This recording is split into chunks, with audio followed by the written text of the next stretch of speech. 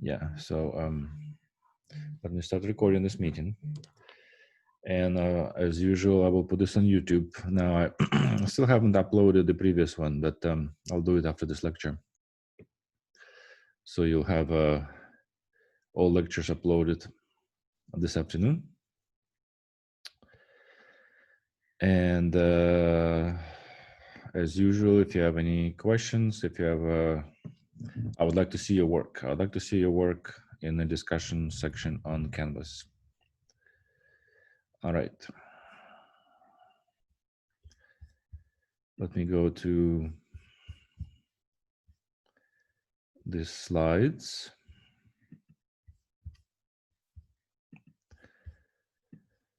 Okay, so obviously,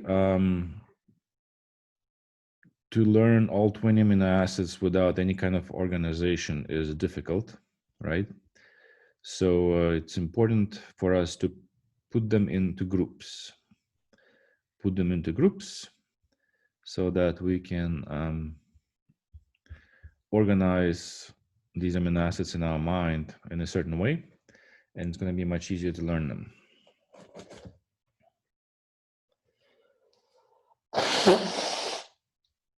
So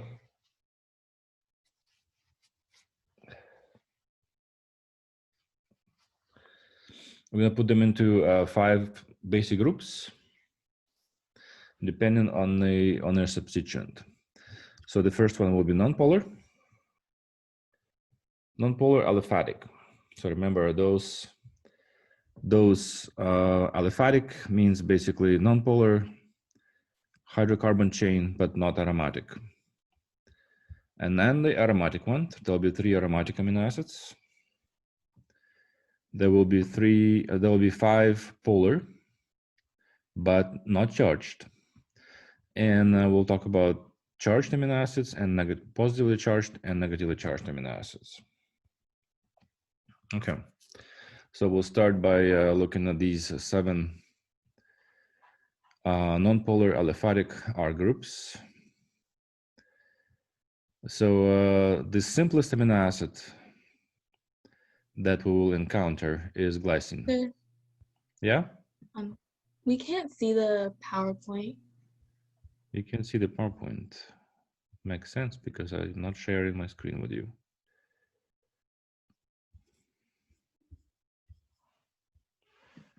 And why? Hold on.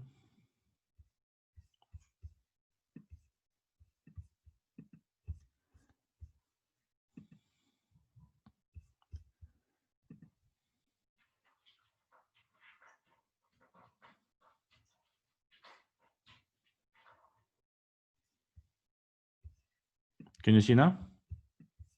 Yes, we can. Oh, good. Thank you for reminding me. All right. So 7 nonpolar aliphatic. So what aliphatic means is hydrocarbon, but not aromatic, right? So the simplest of all amino acids is glycine, right? Where the group R is actually hydrogen. This one. Now, if you replace hydrogen with alanine, with methyl group, then you create amino acid called alanine. So here it's slightly more complex. So the difference is instead of this hydrogen, we have a methyl group. Now, proline is the only amino acid that has a ring. Okay. So as we will see that all amino acids have these primary amino groups. So in other words, they only have one bond, right? So these are primary amines. So proline is the only one that is secondary. Remember secondary amines? So primary amines, you have NH2R. That's a primary amine. And secondary amine,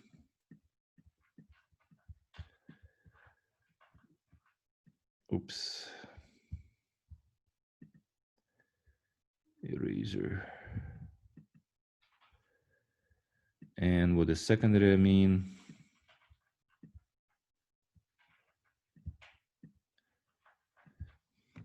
we have two alkyl groups attached to the nitrogen, right? So primary, secondary. So proline is the only one that is secondary. It's a secondary amino group, right? So the nitrogen has two carbons attached to it. And keep in mind that, just to remind you, so this carbon here is alpha, right? This carbon here is alpha, and we refer to this group as R, right? So then we have valine. Valine, now the group R increases in size and complexity, right? So instead of alanine, where you have just a methyl group, now we have isopropyl group.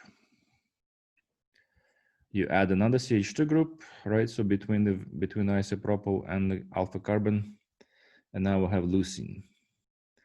Now the difference between leucine and isoleucine is the position of the methyl group,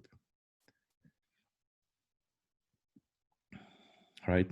So in leucine, the methyl group is over here. In isoleucine, the methyl group has migrated one carbon over, and then we have isoleucine. So iso usually means isomeric. So isomeric leucine. Methionine is generally, even though you have electronegative element, sulfur, right? But we still treat this as a non-polar group because sulfur is not, it is electronegative, but it's not so much electronegative, right? So you remember the electronegativity in the periodic table? Which one is more electronegative, oxygen or sulfur? Oxygen. Oxygen, yeah. So electronegativity decreases as you go down in periodic table, right? And so sulfur is less electronegative than oxygen. And so even though there is a delta negative charge here, delta negative on the sulfur and partial positive charge on the carbons, but they're not very large, right? So in general, we refer to methionine as a non-polar amino acid.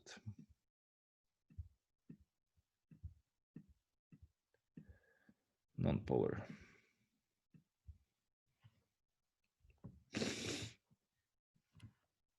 Okay. Now, then we have three aromatic amino acids, right? So these will have aromatic ring. Remember, aromatic ring means some kind of benzene ring, right? So these are phenylalanine. So why is it phenylalanine? Well, because this is a phenyl, and this is alanine, the rest of it, right? This is alanine. So if you combine the two, then you get phenylalanine. Now, tyrosine, the difference between phenylalanine and tyrosine is the OH. So here, even though they're both aromatic, you can see that the way they're going to be interacting with other molecules as part of protein is that tyrosine is capable of hydrogen bonding. And not only hydrogen bonding, what else is it capable of? Just think about it. So what happens to a protein if in one of the side chains where I have phenylalanine, I attach a hydroxy group? What will that change result into? So what other possibilities can it give me besides hydrogen bonding? What else can it do for me when I put a hydroxy group? It creates a dipole. Say it again. It creates a dipole. Creates a dipole. Okay, so it makes it more polar. Okay, good. What else?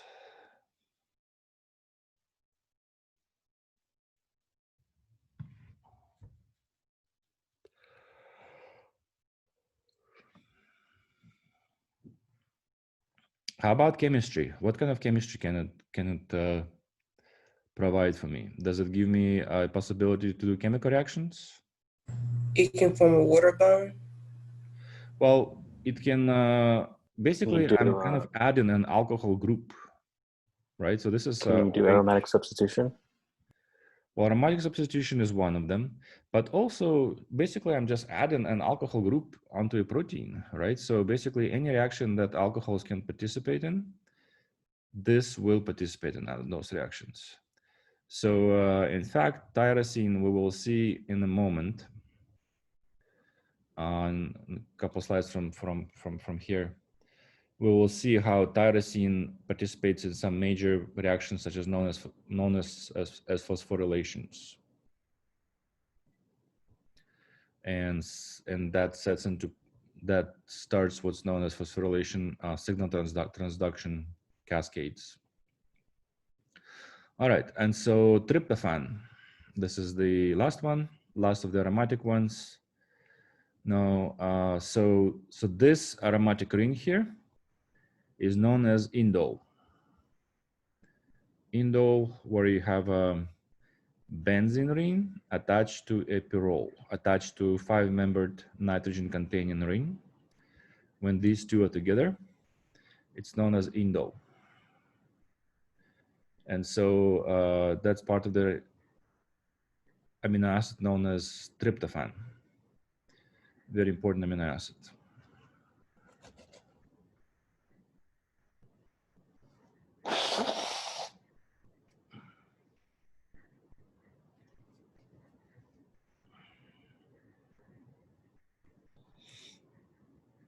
All right, then we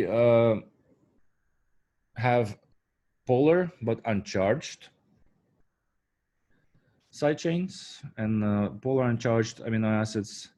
So here we have serine, right? So oxygen is highly electronegative compared to methionine, as we talked about earlier, right? Where you have sulfur. Oxygen is electronegative, so amino acid known as serine. Threonine, the difference is the presence of the methyl group here on the serine. Now cysteine here, we have sulfur, but you have to keep in mind that this is capable of hydrogen bonding now, right? Even though by itself the dipole moment is not very large, but it's capable of hydrogen bonding. So this amino acid, we're gonna put this in the category of polar uncharged R groups. Then amides. Amides, now remember you can draw resonance structures, right? If you have an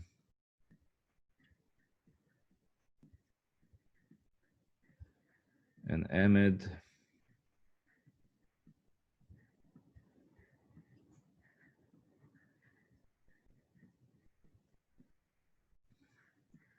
whenever you can draw a resonance structure,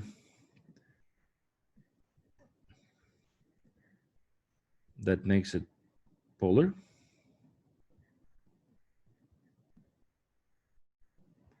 Like so.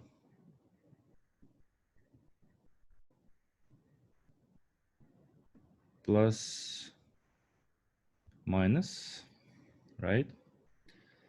So, so amino acids such as asparagine and glutamine, so those, even though they don't carry charges by themselves, but you can draw resonance structures, very important resonance structures where you have a separation of charges, and that makes these groups polar.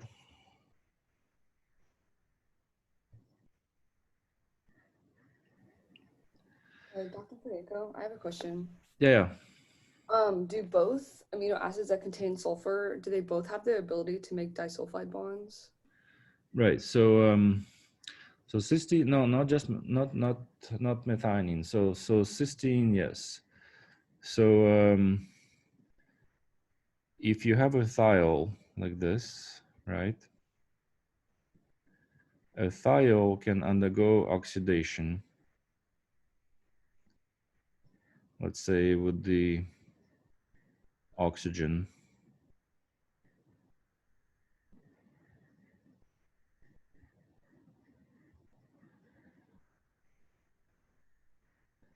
Like so.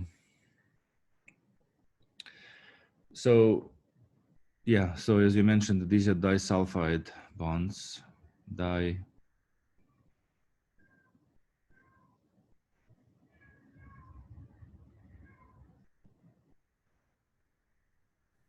disulfide. So these are very important for to make weak bonds, which can facilitate various three-dimensional structures, right?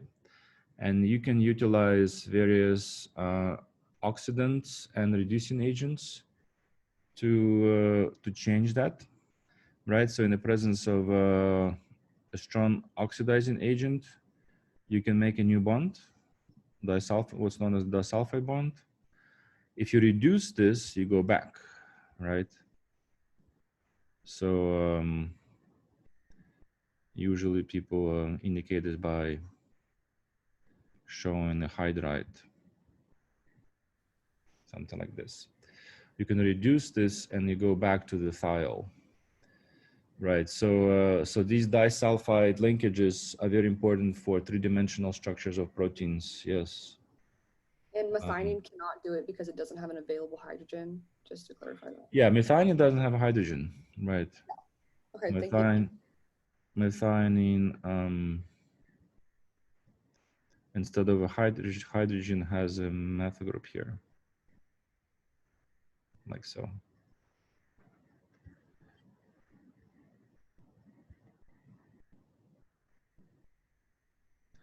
Does it make sense? Yes, Yeah. thank you. Mm-hmm. Okay. All right, so the next group of amino acids are positively charged groups. There are 3 of them. So we talked about lysine, told you it's my favorite amino acid. So the abbreviation for lysine is K, right? And here there is a lone hydrocarbon chain, 4 CH2 groups, and then a positively charged ammonium amino group, which is ammonium. So now you can make it even a stronger base by converting this amino group into what's known as guanidine. Guanidine. So that's the name of this functional group.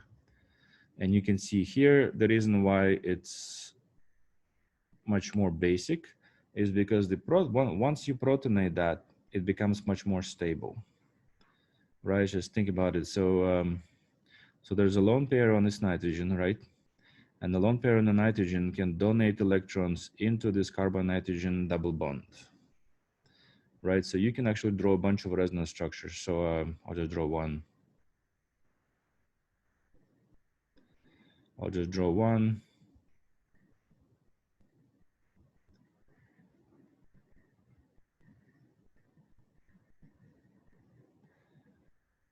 So this will have a double bond.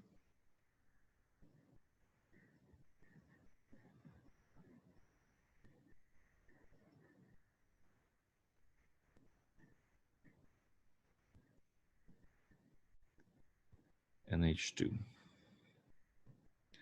And then the positive charge will be on this nitrogen now. So, okay. And the last positive charge amino acid is histidine, right? So histidine, abbreviated as HIS.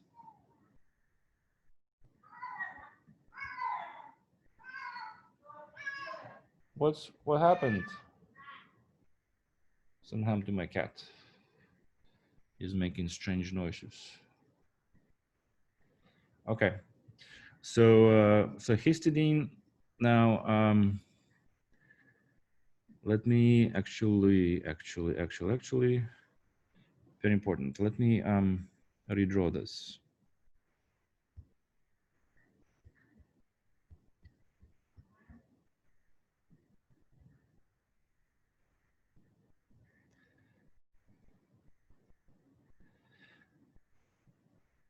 So in histidine, there is this 5-membered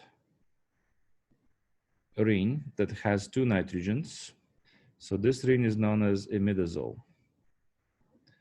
Imidazole, and depending on where the double bond is, it turns out that the 2 nitrogens are not the same, okay? And so you can actually protonate one or the other. So if you look at this structure here, now there is a aromatic character to this ring, right? But then there is a lone pair. The lone pair can be, basically there's a lone pair on this nitrogen, and there's a lone pair on that nitrogen. And these 2 lone pairs, they're different. So like this lone pair, for example, is part of the aromatic system, right? So this lone pair is not part of the aromatic system. It's actually perpendicular to the aromatic system. Okay, it's actually in the plane of the screen. And so when you protonate histidine, it's going to be that nitrogen, the bottom nitrogen, which will be protonated, not the top nitrogen. And the reason for that is because, again, the lone pair is part of the aromatic system. It's utilized to form the aromatic system, so it's unavailable. So very important for us to realize that, okay? And in proteins, it's important. So if you have a histidine amino acid in a protein, it's very useful to know which nitrogen is going to be protonated, because it'll tell you about 3-dimensional structure of protein. Do you have any, guys, have any question about histidine? Very neat amino acid, and from that perspective, that Yeah, I had one. So Yeah. you said, now, I might just not have heard you say it. So depending on which nitrogen it attaches to, it gives a different, it has different effects or different structure. What would those be? so let's say you have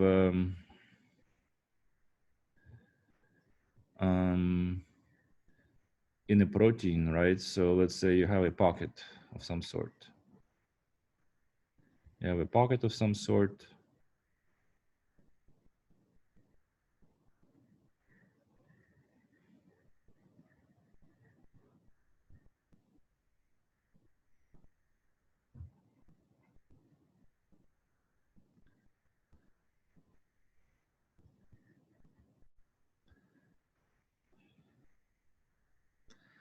Like that, right? So so which of these 2 nitrogens will be protonated? What do you think? It'll be the one with the double bond. The one with the double bond, that's right. So let's say in the protein, let's say here you have a negative charge that comes from one of the carboxylate groups. And then protonation will actually give you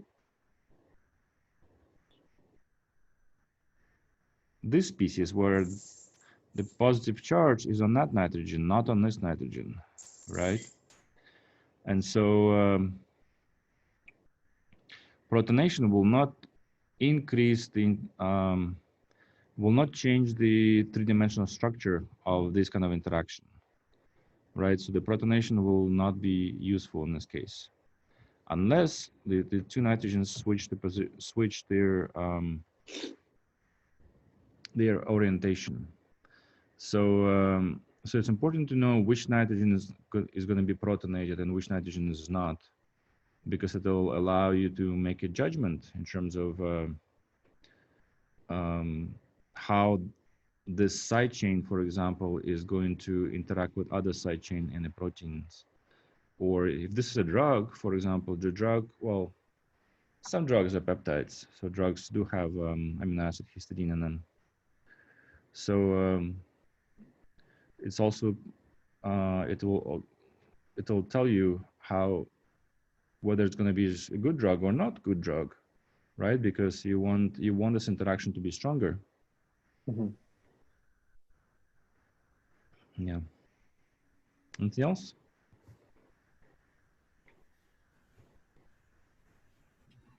I've got a quick question about this example. In this example, how did we determine that the nitrogen with the double bond will be the one that will be protonated again?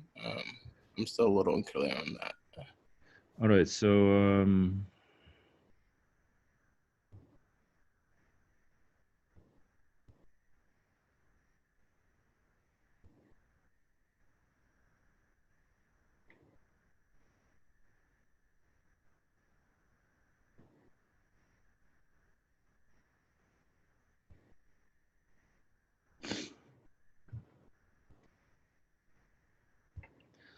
okay. So so this is imidazole, right?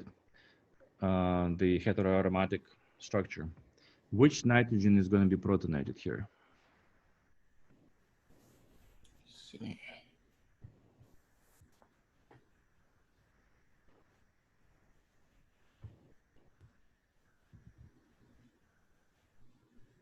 Is it the one that is attached to the methyl group?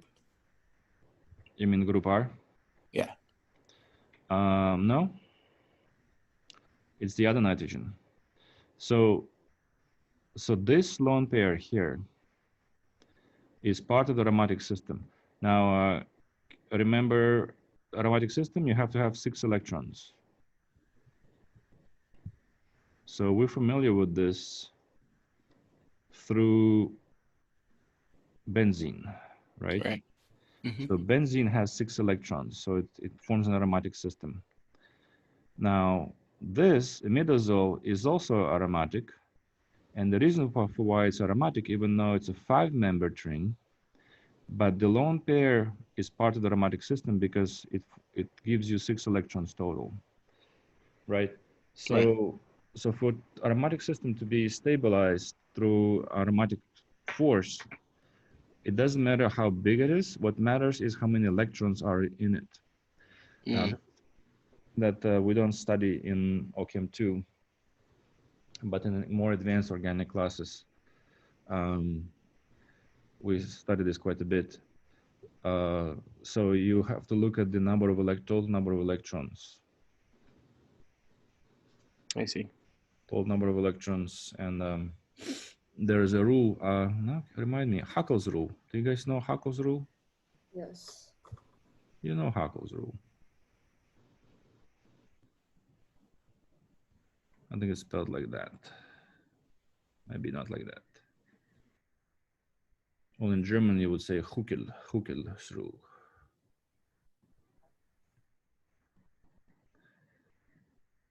What does this rule say? It's 2, 6, 10 electrons. Is it It's 2n plus 2. 2n plus 4, isn't it right? Oh, 4n plus 2. Oops. What would be 2 plus 4? Is it 2n? No, wait. 4n plus 2.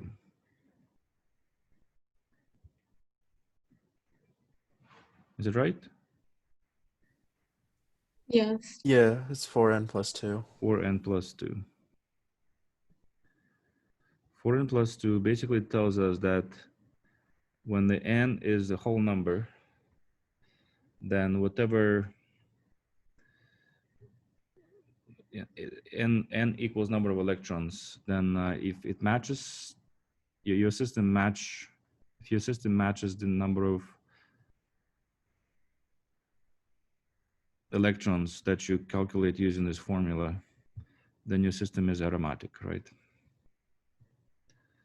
So in benzene, n will be 1, so 6. So the same thing with the imidazole, n equals 1, 6 electrons. All right, anything else? Okay, let's keep going. And the last group, negatively charged R groups. So there are two amino acids where you have a negatively charged side chain, and these are aspartate and glutamate. So pKa of these is around 2 or 3, which means that at the physiological pH of 7, these will be deprotonated. And if they're deprotonated, that means they'll be negatively charged. Aspartate and glutamate. So we talked about the naming last time. All right, so let's look at some, so these are 20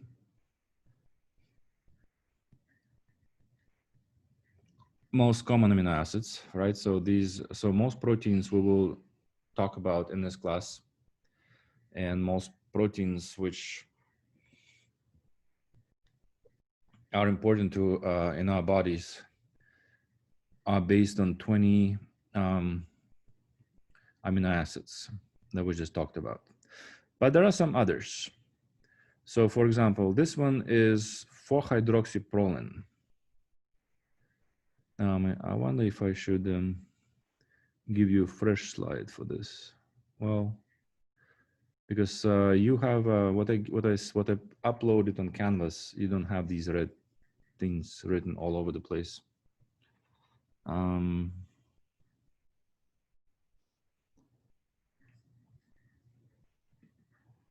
Let me.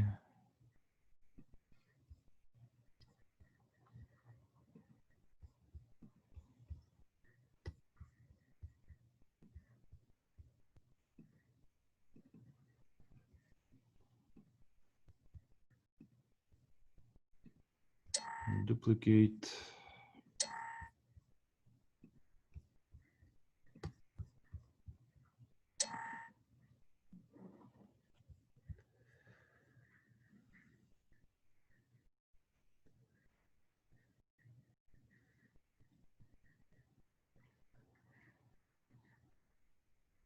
There we go.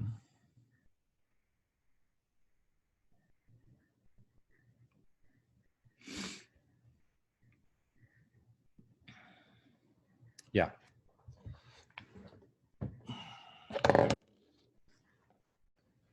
So these amino acids are not very common, but yet they do play a role in biological systems.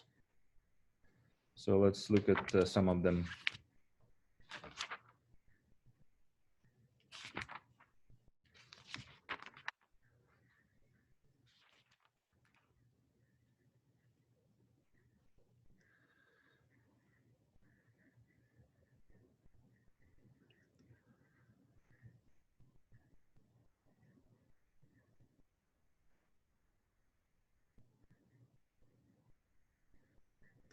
So 4-hydroxyproline. So if you think about it, if there was no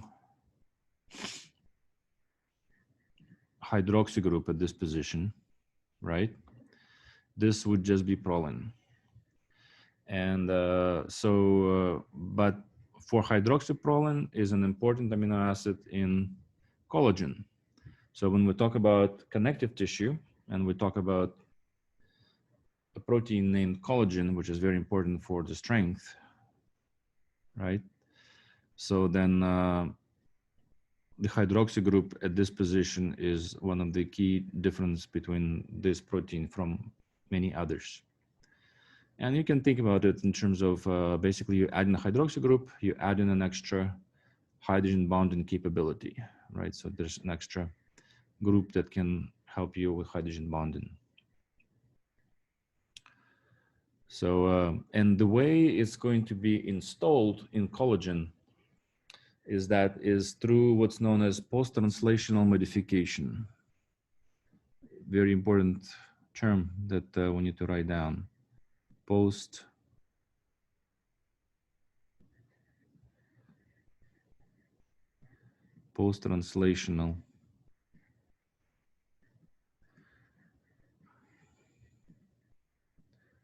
What's translation in terms of protein synthesis? You guys mRNA to protein. Say it again. mRNA to protein.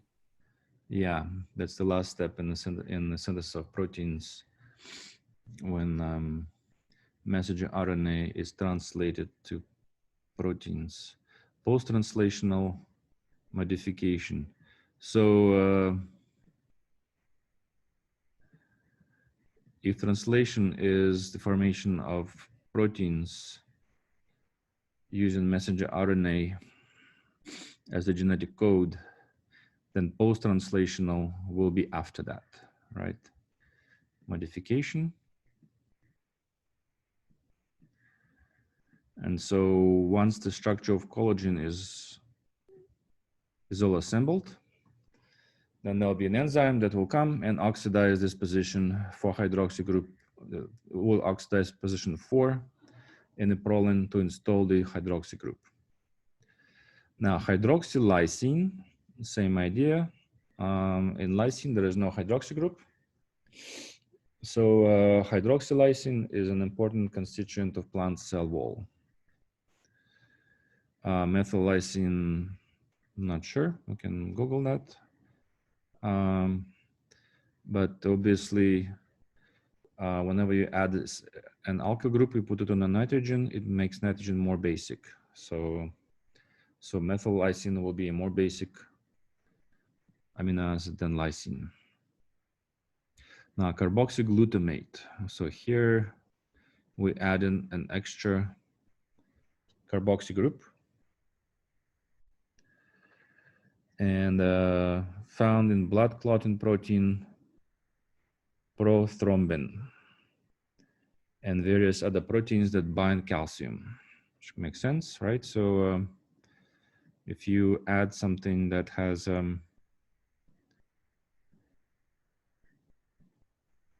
ability to chelate ions, right? So if you have carboxyl group that can chelate ions, then calcium would be one of the ions in a body that would require that. Desmosine. Desmosine, now there is this ring, which is known as pyridine.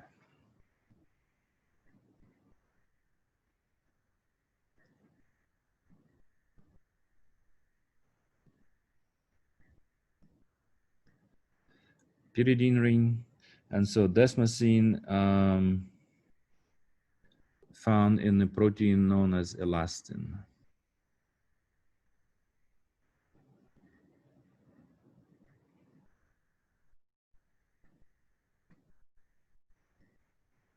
Selenocysteine.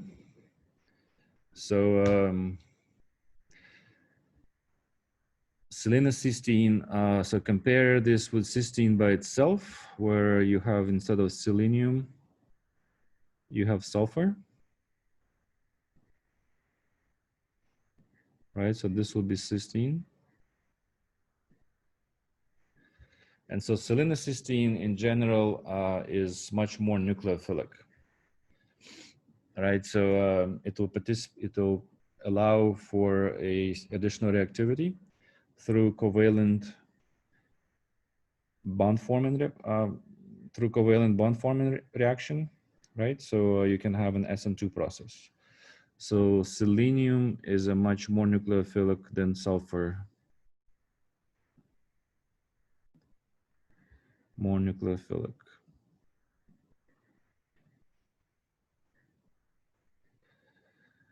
And pyrrolysine, not sure what that does, pyrrolysine.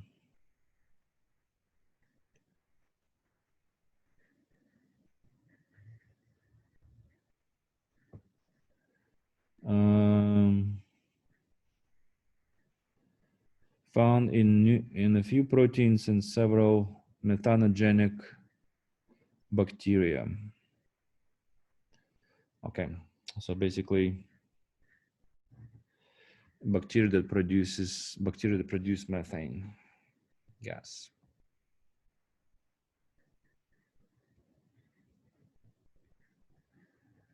Okay, let me go back now. So I kind of jump forward a little bit just to stick with the material, with the way we discuss in the material. So these will be these will be amino acids which do not belong to the 20 most common type. Okay.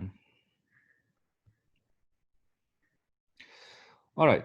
So we have a few minutes. So let's start talking about the properties. Let's start talking about properties of amino acids. So here we have two ionizable protons. Basically means that we have two protons that can move in the molecule, and each will have its own pKa value, right? So carboxylic acids obviously can undergo deprotonation to form carboxylate and protons, and the amino group, which will be protonated at physiological pH, can lose the proton and produce the amino group and the proton by itself.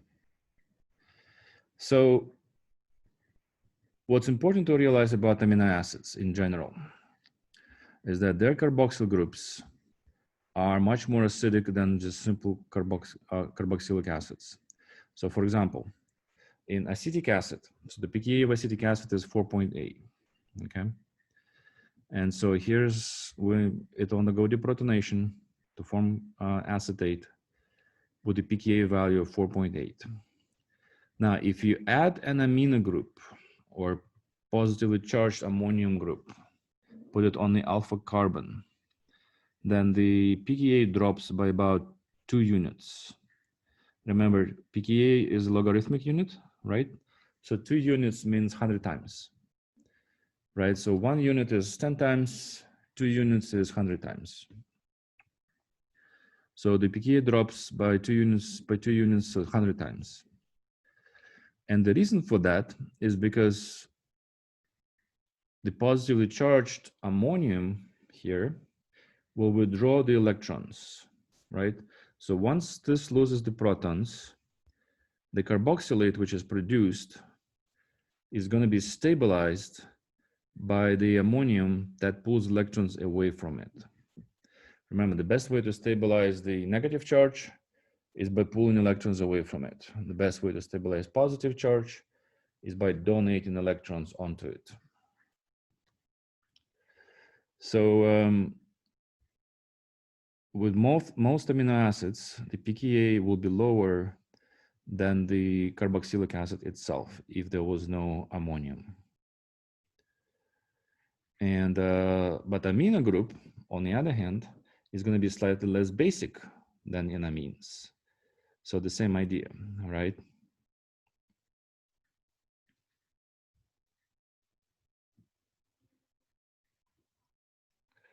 So so here, once this undergoes deprotonation to form an amino group, then the resulting amino monoproton, well, the resulting amino acid that has no proton on the amine, right, is going to be, let me think.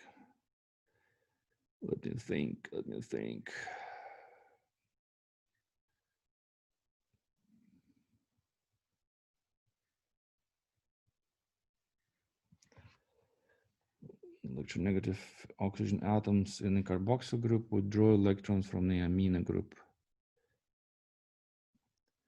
lowering its pKa. So the lower the pKa, the more acidic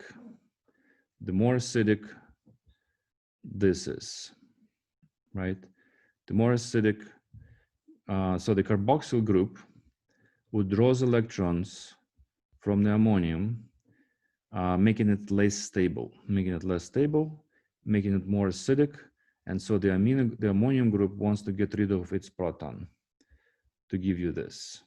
And therefore, on this scale of the pKa values, this shifts slightly to the left, right? So the amino group in amino acids is slightly less basic than in the amines. you have any questions? So now, so obviously, if you have a pKa value somewhere, so if you have at a pH that is in between these two pKa values, right? So let's say you have a pH of 5, then you'll find that your amino acid will exist as a Zwitter ion. I remember we talked about that last time, Zwitter.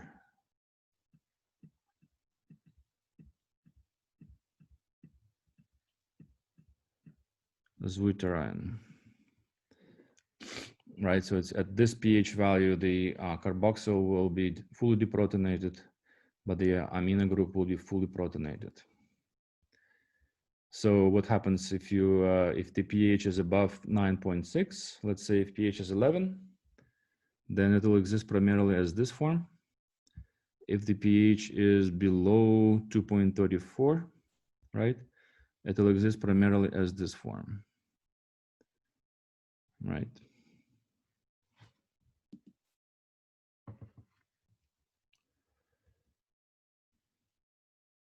So low pH amino acid exists as in a positively charged form cation.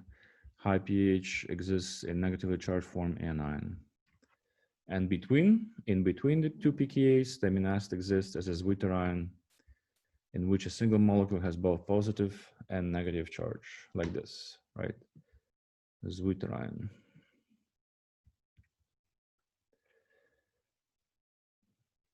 Okay, so on Monday, we're gonna start with the we're gonna look at this figure. I'm gonna start the lecture by looking at this figure and placing these two pKa values onto this graph. Do you mean Wednesday? Wednesday, yeah. Wednesday, yes. There's no class on Monday. Guys, you have any questions? Well, if you have no questions, I hope you have a good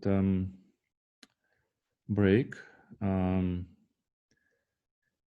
don't get sick, right? And I hope to see more of the comments in the discussion section of Canvas. Sounds good?